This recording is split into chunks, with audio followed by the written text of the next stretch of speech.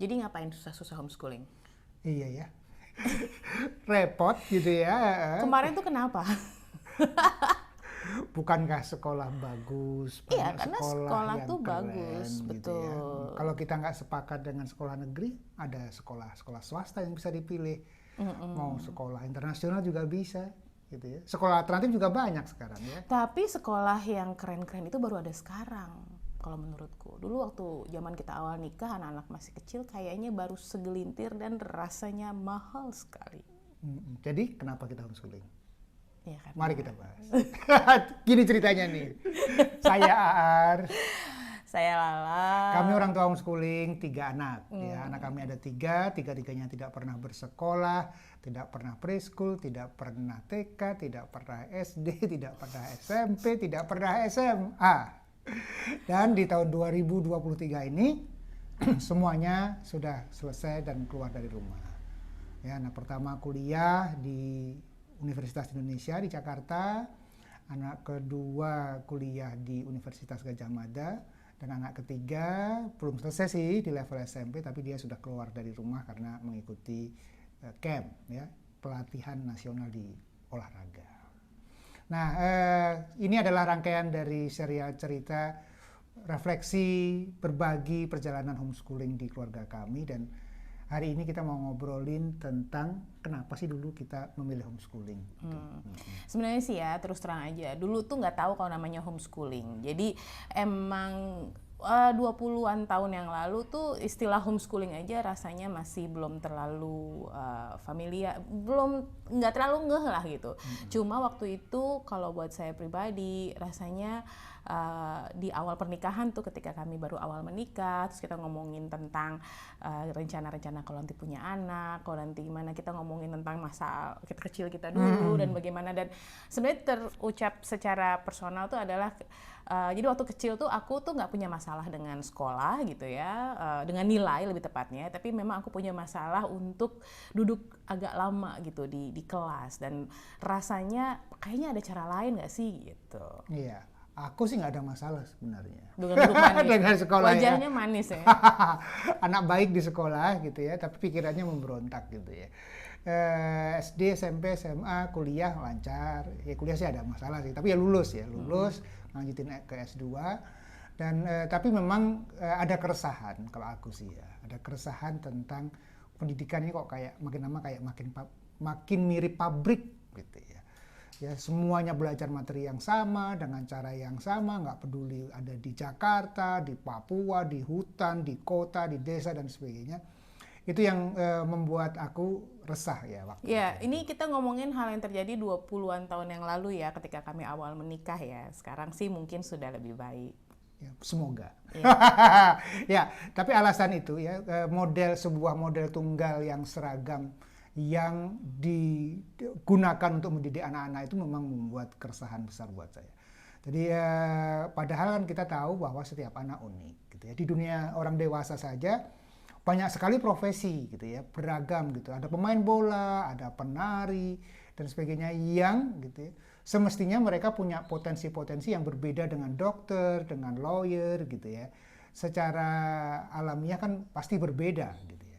Itu yang kemudian membuat saya resah gitu. Masa sih dari SD, dari TK, SD, SMP, SMA harus belajar materi yang sama dan dengan cara yang sama gitu ya. Ya, jadi saya membayangkan bahwa mestinya pendidikan ini bisa di custom ya, sesuai dengan keunikan anak-anak. Itu yang menjadi keresahan dan diskusi bersama dengan Lala pada waktu itu. Iya, kalau saya sih sesederhana itu, sesederhana bahwa saya tuh merasa ada cara lain untuk belajar yang bukan lewat jalur formal gitu ya, karena saya pernah merasakan enaknya belajar di luar sistem sekolah gitu, dan kemudian kayaknya sebenarnya bisa deh gitu. Cuma waktu itu memang nggak tahu namanya dan cuma ngomong-ngomong aja sih ya, dan kemudian kita baru mencari tahu gitu, kemungkinan itu.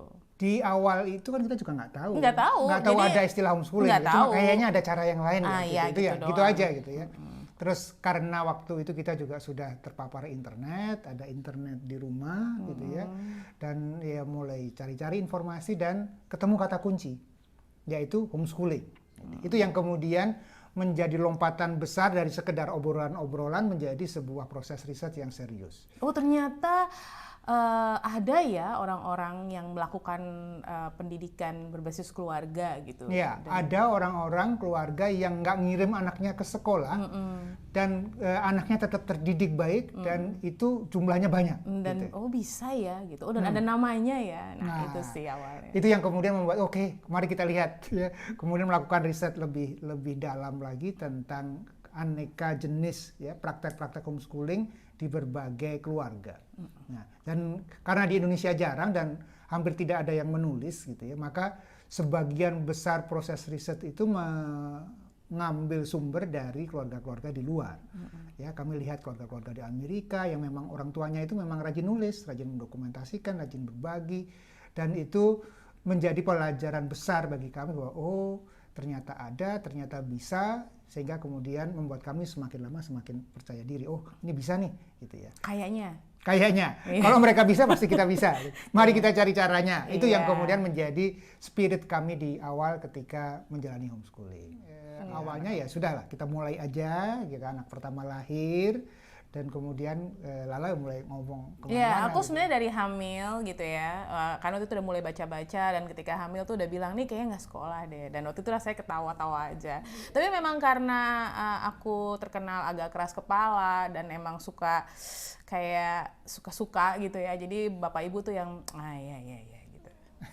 Itu masih lucu. Gitu. Masih lucu, tapi dan ternyata terus tuh. Ya waktu usia bayi 1 tahun, 2 tahun, kan 3 tahun kan ya memang nggak ada sekolah kan di zaman itu gitu ya. Dan kemudian kok nggak masuk preschool, kok nggak TK gitu. Itu yang kemudian berkelanjutan gitu. Jadi akhirnya menjadi sebuah proses. Iya, dan orang-orang tuh sebenarnya pertanyaan sesederhana, kamu tuh maksudnya kenapa sih nggak nyokolahin gitu? Tujuannya ngapain gitu? Nah, kan? itu yang kemudian menjadi proses kami juga untuk kemudian menggali, menggali, mengkristalkan apa sih yang sebetulnya ingin kita raih dalam proses homeschooling. Karena yang penting bukan hanya alasan. Kalau alasan kan bicara masa lalu, bicara konteksnya gitu ya. Kalau tujuan kita bicara tentang apa yang ingin kita kejar untuk anak-anak.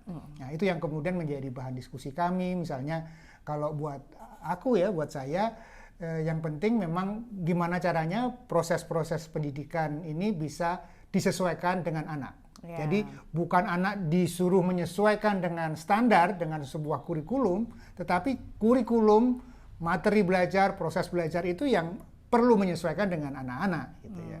Itu poin yang paling besar kalau buat aku. Dan itu lebih memungkinkan ketika prosesnya homeschooling, karena kan nggak mungkin kalau di sekolah yang one to many gitu terus guru harus menyesuaikan sama tiap anak, bisa kusut kan, kasihan. Ya, dan juga aku yang sangat concern itu tentang perubahan zaman gitu ya. Perubahan zaman, teknologi berkembang sangat cepat sekali, dan aku melihat bahwa ini susah nih kalau anak-anak belajar dengan materi yang sama, yang tidak berubah dari tahun ke tahun, sementara dunia terus berkembang. Sehingga salah satu gagasan di awal yang penting kalau menurut kami, kayaknya ini kita perlu menyiapkan anak-anak agar adaptif.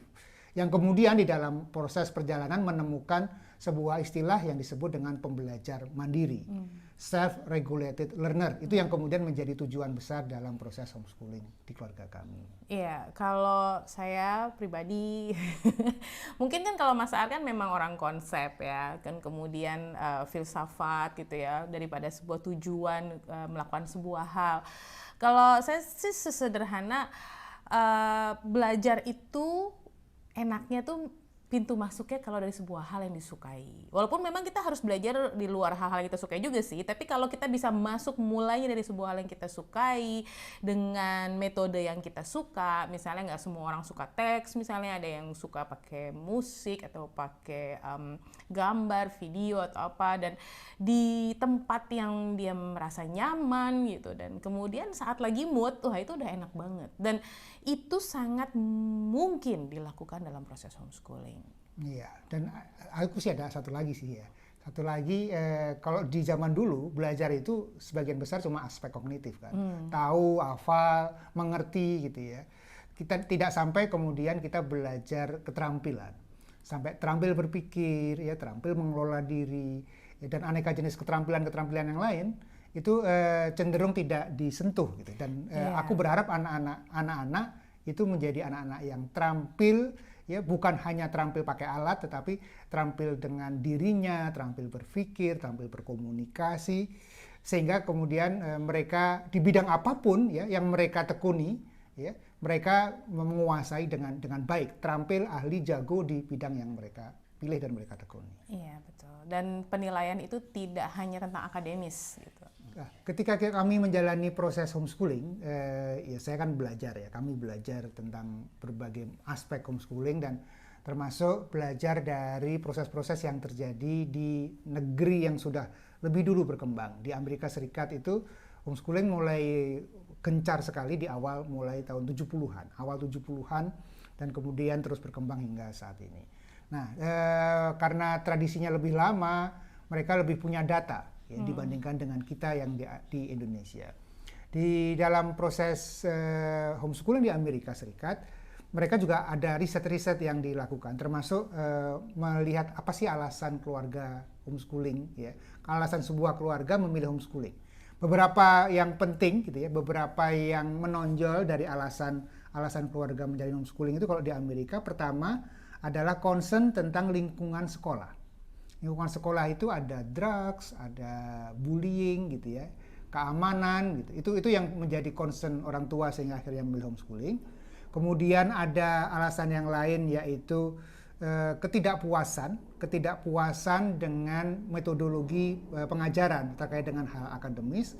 Dan yang ketiga yaitu terkait keinginan untuk menghadirkan pendidikan agama di dalam keluarga. Ya, itu kalau di Amerika. Tentu saja ada alasan-alasan yang lain yang sifatnya praktis maupun sifatnya konseptual.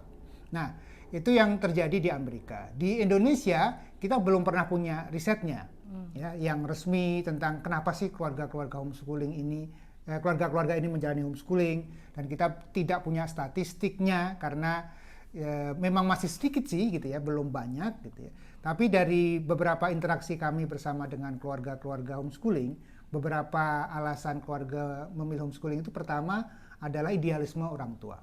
Ada orang tua yang memilih, oh kayaknya ini model pendidikan yang terbaik, yang ingin dibangun, yang berbeda dengan model sekolah konvensional yang ada. Kemudian ada kasus-kasus orang tua menjalani homeschooling karena berpindah-pindah. Ya, orang tuanya mungkin militer, tentara, atau departemen keuangan. Ya, atau kemudian ada pegawai yang memang posisinya berpindah-pindah, sehingga daripada terus berpindah, bayar uang muka gedung dan atau sebagainya. Terpaksa LDR. Ya, terpaksa LDR, mereka ingin bersama-sama, dan anak-anaknya kasihan kalau terus beradaptasi, maka kemudian ya sudahlah, kita sekalian aja dijalani dengan proses homeschooling. Kemudian ada kasus-kasus anak-anak berkebutuhan khusus, baik terlalu cepat maupun terlalu lambat sehingga nggak match kalau di sekolah konvensional. Ada anak-anak yang menekuni bidang khusus yang spesifik seperti sport, olahraga, atau kemudian seni yang kemudian mereka ingin menajamkan minat atau ketertarikan mereka pada sebuah bidang tersebut. Atau kemudian anak-anak bermasalah dengan sekolah.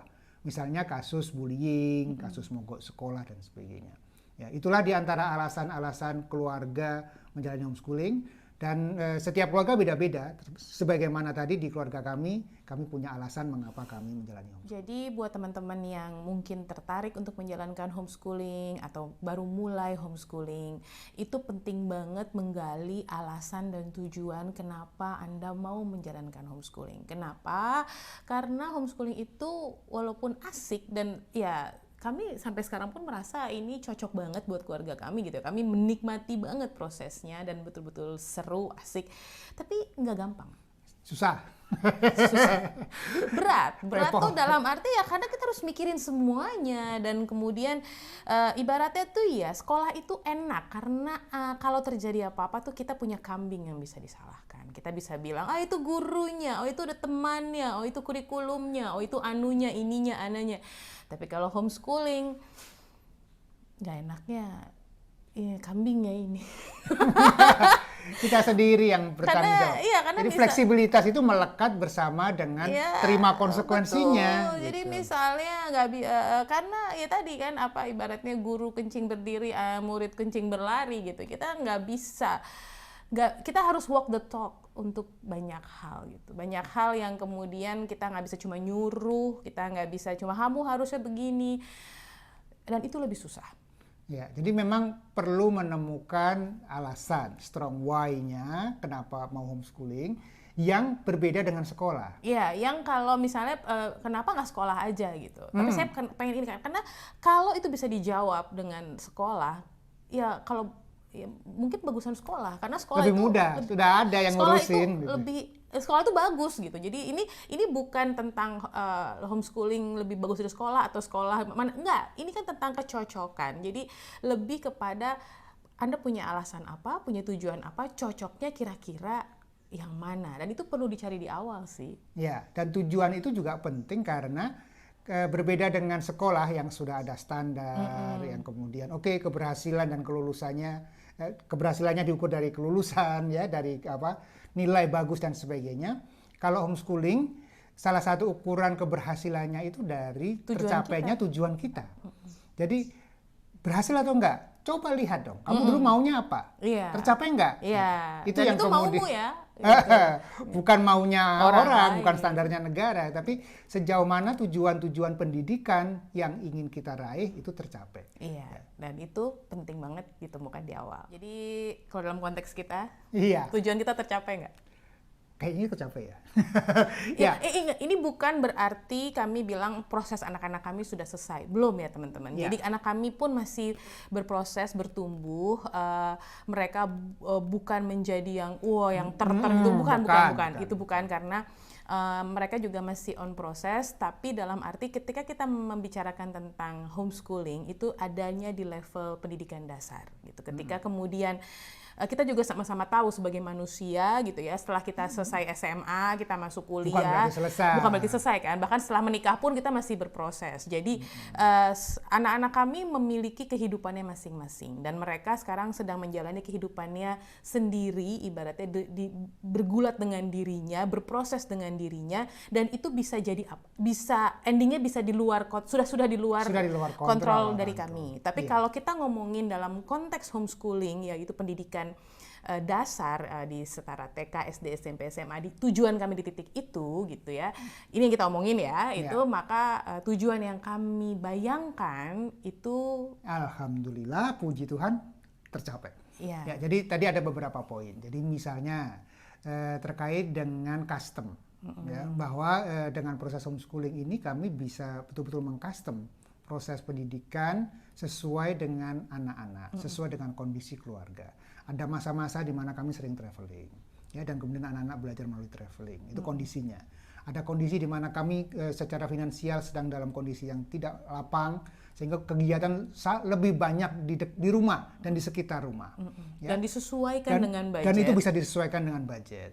Kemudian ada kondisi di mana anak satu lebih suka dunia grafis, ya, anak ini suka sport dan sebagainya, dan proses-proses itu sangat bisa di custom sesuai dengan setiap anak, ya, sesuai dengan jenjang-jenjang usianya, tanpa harus terkungkung secara ketat dengan kurikulum seperti di sekolah. Iya. Jadi dari sisi itu cek sampai. Kemudian dari sisi yang kedua, misalnya ke aspek keterampilan. Anak-anak nggak cuma punya pengetahuan, tapi punya keterampilan. Baik keterampilan yang sifatnya teknis terkait dengan alat, maupun keterampilan-keterampilan yang sifatnya non-teknis, ya, terkait dengan komunikasi, manajemen diri, dan sebagainya. Nah, dari sisi itu, ya rasanya sih lumayan saja, karena kemudian anak-anak terlatih, anak-anak punya aneka jenis keterampilan, ya, mereka punya pengalaman magang dan sebagainya, sehingga mereka bisa bertumbuh optimal dari sudut pandang kami. Iya, dari sisi tadi tujuan tentang teknis ke proses belajar gitu ya. Kalau buat kami merasa juga tercapai karena anak-anak bisa belajar melalui apa saja. Anak-anak belajar banyak melalui keseharian, belajar melalui permainan, belajar tadi melalui perjalanan, belajar melalui hal-hal yang mungkin bukan hanya dari buku ya. atau bukan hanya dari menulis begitu, tapi mereka belajar dengan beragam metode gitu, dan mereka tidak terbatasi oleh sebuah waktu. Misalnya mereka tertarik belajar A, tapi kan kalau di sekolah itu mungkin ada keterbatasan harus mempelajari hal-hal yang lain. Nah, kalau di dalam proses homeschooling itu ya mereka sedang tertarik apa itu bisa didalami, nanti setelah itu selesai baru ya bergeser ke tempat yang lain gitu. Dan juga dari sisi akademis yang kami merasa walaupun proses belajar yang kami lakukan tidak seperti sekolah yang ketat gitu ya, tetapi dari sisi akademis anak-anak tidak kalah ya, tidak kalah dalam kalau kemudian kita lihat secara gambar besarnya. Misalnya mereka punya ujian ya, mereka punya ijazah paket A setara SD, ijazah paket B setara SMP, ijazah paket C setara SMA. Kemudian ketika anak-anak memutuskan pilihan gitu, apakah mau langsung masuk ke dunia profesional atau mau kuliah gitu, dan kemudian anak-anak memilih untuk kuliah, ternyata mereka bisa lolos. Ya, tadi ya, anak pertama lolos, diterima masuk di Fakultas Ekonomi Universitas Indonesia. Anak kedua lolos, diterima di Antropologi di Universitas Gadjah Mada. Jadi tidak kalah gitu ya, bisa ya dengan dijalankan melalui proses homeschooling. Jadi tips kami buat teman-teman yang baru memulai homeschooling adalah pertama gitu ya, temukan strong why. Alasan Anda kenapa Anda memilih homeschooling. Ya, supaya Anda nggak hanya ikut-ikutan tren, karena ini adalah keputusan besar yang berdampak pada anak-anak. Ya, kalau anak sudah besar, sudah bisa diajak ngobrol, pastikan Anda berdiskusi bersama dengan anak dan mengambil keputusan bersama dengan anak-anak. Penting. Jangan ambil keputusan sendiri. Ya, oke. Kemudian yang ketiga adalah Anda tentukan, Anda kenali tujuan Anda. Ya, tujuan Anda yang sesuai dengan anak, sesuai dengan keluarga, yang berbeda dengan sekolah. Ya, identifikasi apa sih perbedaannya dengan sekolah sehingga Anda mau capek-capek, Anda mau repot-repot homeschooling, ya. Karena sekali lagi ini proses yang panjang, proses yang tidak mudah, naik turun, dan kalau anak merasa memiliki, ya tadi karena terlibat dalam pengambilan keputusan, Anda sendiri tahu alasan kenapa menjalani homeschooling, dan kemudian semuanya bekerja sama, maka segala problem di lapangan akan lebih mudah. Identifikasi. Oke, jadi buat teman-teman yang tertarik homeschooling atau baru menjalani homeschooling, silahkan berbagi di kolom komentar apa yang menjadi alasan Anda dan tujuan Anda dalam menjalankan homeschooling. Atau kalau ada yang mau punya pertanyaan, silahkan ditanyakan saja, nanti siapa tahu bisa menjadi bahan yang bisa kami jawab di dalam video-video kami yang selanjutnya. Dah!